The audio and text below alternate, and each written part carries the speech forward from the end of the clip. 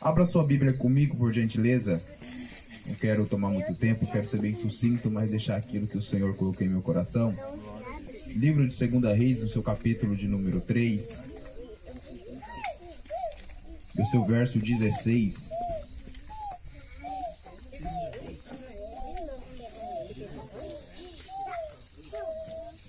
Desde já quero aqui expressar 3, verso 16.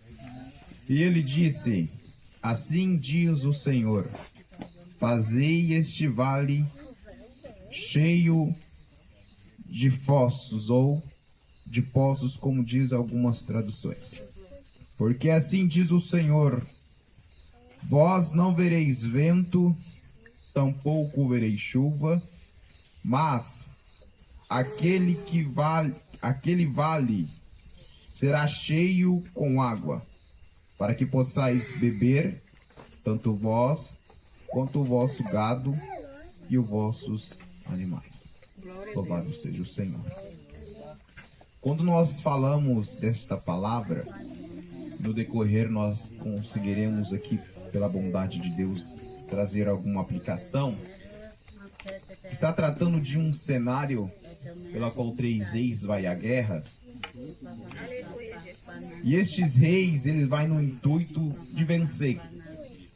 Porém, eles tomam um caminho que para eles não foi tão bom, mas também que cooperou para que ele visse ali o agir de Deus sobre a palavra de Elias. Nós vamos ver nesse texto algumas coisas que acontecem no dia a dia e que talvez nós não damos tal crédito. A Bíblia diz que quando esses homens eles saem, ou esses reis eles saem a batalhar, é por certo que no meio do caminho acontece algo. Ninguém tem água. O caminho que eles tomaram era um caminho longo e deserto.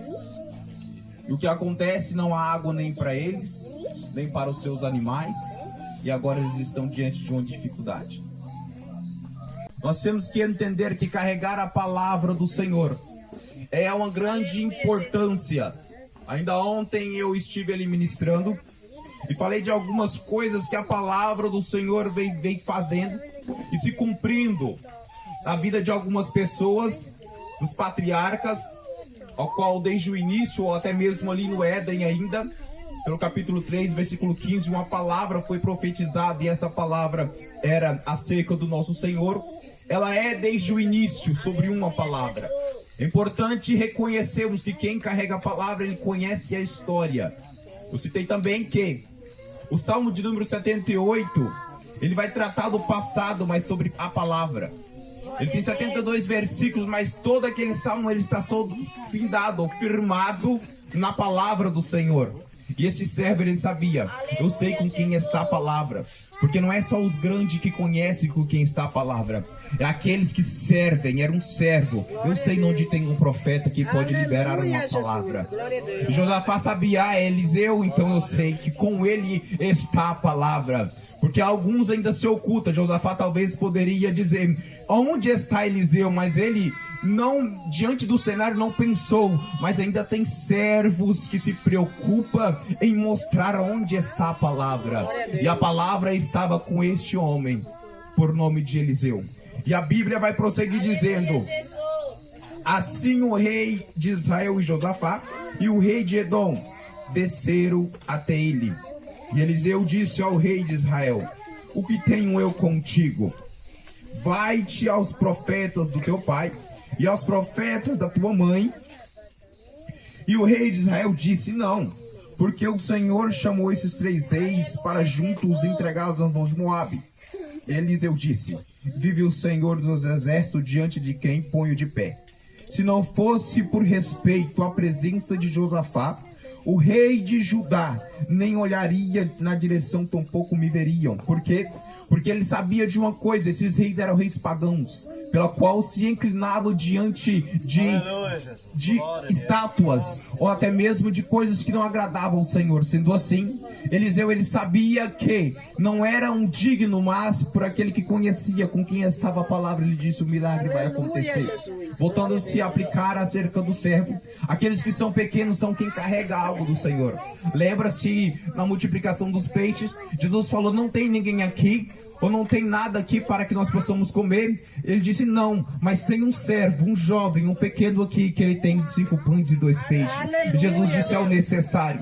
Por quê? Porque aquele que carrega a boa palavra, ou aquilo que multiplica, porque esta palavra, como na vida da viúva que multiplicou o azeite, ela é presente na vida daqueles que pensam que não são. Isto é, nós aqui estamos esta noite a adorá-lo, glorificá-lo, para que o nome do Senhor venha a ser bendito em nossa vida, porque nós cremos em sua palavra. Os Salmos de número 78, ele vai expor toda a trajetória do povo de Israel sobre a palavra do Senhor. Desde Abraão até todos os patriarcas, nós vemos a palavra do Senhor a fazer efeito. Nós vemos o Senhor a falar discernindo também a sua palavra através dos profetas. Quando não era através dos profetas, quando a arca estava na casa de Obed-edom, a Bíblia vai dizer uma coisa, que ele prospera. Por quê? Porque a arca era um lugar para quê? Para se escutar a palavra do Senhor. Sendo assim, aquele que anda, aquele que está,